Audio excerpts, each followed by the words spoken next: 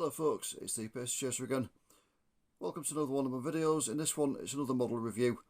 I'm going to review an old EFE model that I just picked an example up of second hand.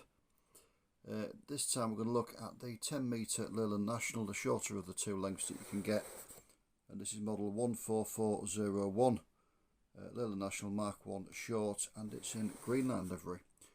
It's got the standard EFE box of the initial period of the releases.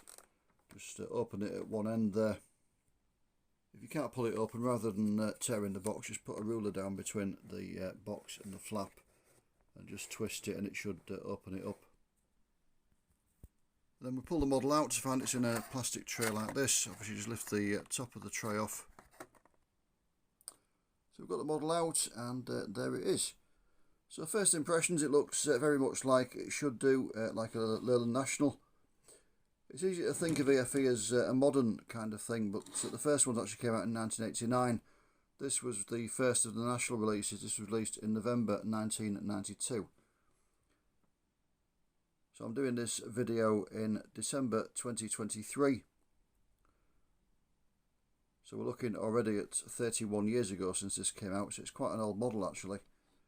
Because EFE are still in production, it's not the original firm. The original firm, the parent company, went into receivership in 2016. It's been bought by Bachmann as the EFE range, and more recently reissued as EFE Road. So it represents a real vehicle in the London Country fleet. London Country used the name Green Line for their express services. The longer distance things. This is vehicle SNC 147. In real life it was registered GPD 298N, but in the early days of EFE the standard releases didn't have registration plates on, so this one hasn't got any. In some cases they did a deluxe version where they had the registration plates, but this wasn't one of the models that was covered by that. So all of the production of this particular model, the Green Line version, had no registration plates. If you have got one and you want to put the registration on it, obviously you can produce them yourself, or the firm LBRT Transfers do a couple of packs for EFE models, including one that's got the registration plates for this vehicle. As you can see, it's modelled on Route 711, High Wycombe via London, Oxford Circus. The 711 ran from High Wycombe through London to Reigate in Surrey, and indeed the rail bus SNC 147 was based at Reigate Garage. So they had started to use Leyland Nationals on the Green Line services in the early 70s. The original ones had bus seats, but this batch had coach type seating in them. They were delivered in real life in 1974. This particular bus was new in October of 1974. Didn't last very long on the Green Line routes. This one was put into storage in April 1978. They decided to get some coaches in. They thought even with coach seating, the National wasn't really suitable for the longer distance services. So they got some actual coaches in and put the Nationals into storage. It was in storage for about 4 years. It came back out in 1982. It was reclassified as a bus to SNB 147. The classification that London Country used, in this case SNC was, S was short, so because it was a 10 metre version, not an 11 metre, the other length that Nationals came in. N was National and C was coach. So when it was reclassified as a bus, it became SNB. Short National bus. I don't think they actually replaced the seats in it in real life, though it still retained its coach type seats. So the EFE model captures the prototype quite well. To say it was done over 30 years ago as well, the casting, it's pretty good. You've got the windscreen wipers moulded onto the windscreen there. Leyland National badges, nicely printed, destination blinds, etc. And overall it does capture the look of the bus quite well. The side also looks exactly like the National did in real life. There is some confusion as to whether they had half green and half white doors or all green. I've seen photographs of buses with both versions, so this is correct. Some of them did have all green doors. Whether this was one of them, I don't know. I couldn't find any photos of the real vehicle from the near side anyway. So going around the back, again, it's a good representation. You've got the representation there of the grille with the radiator fan behind it in real life. It's just moulded in plain black, or painted in plain black on this model. as it was on all the EFE releases. If you want to detail it, you can put a representation of a fan on it. And then the offside there,